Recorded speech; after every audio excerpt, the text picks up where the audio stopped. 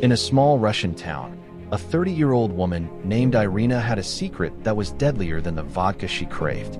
In 2002, after her husband cut her off financially to stop her drinking, Irina didn't get sober, she got violent. She devised a predatory plan to target the most vulnerable members of society, elderly widows living alone. Her first victim was a woman she met on the street and offered to help across the road.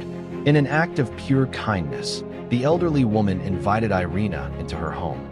Moments later, Irina struck her over the head with a vase, killing her for just 20 rubles, barely enough for a bottle of vodka.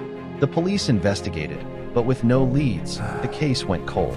Emboldened by her escape, Irina turned murder into a method.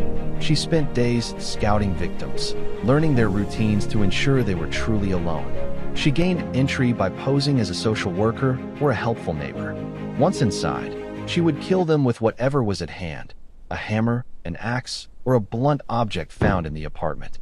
To hide her tracks, she tried to torch the crime scenes using hot irons on newspapers or gas stoves, though most of the fires fizzled out before they could destroy the evidence. For 8 long years, Irina evaded capture.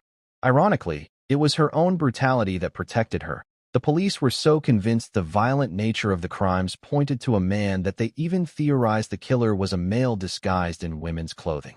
This hammer strike? No woman could do this. But the dress suggests otherwise. It's a decoy. We're chasing shadows. But in 2010, after 16 murders, Irina finally met her match. She attacked a woman who fought back with such ferocity that Irina was forced to flee. The survivor's description allowed police to create the first composite sketch of the killer. Shortly after, Irina made her final mistake by targeting Alexandra, a woman she knew personally.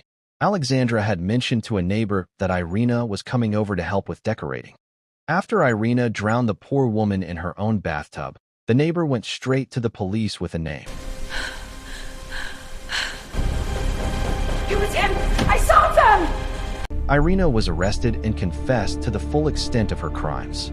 She was sentenced to 20 years in prison, the near maximum sentence allowed for a woman under Russian law. The woman the town thought was a neighbor was actually their worst nightmare.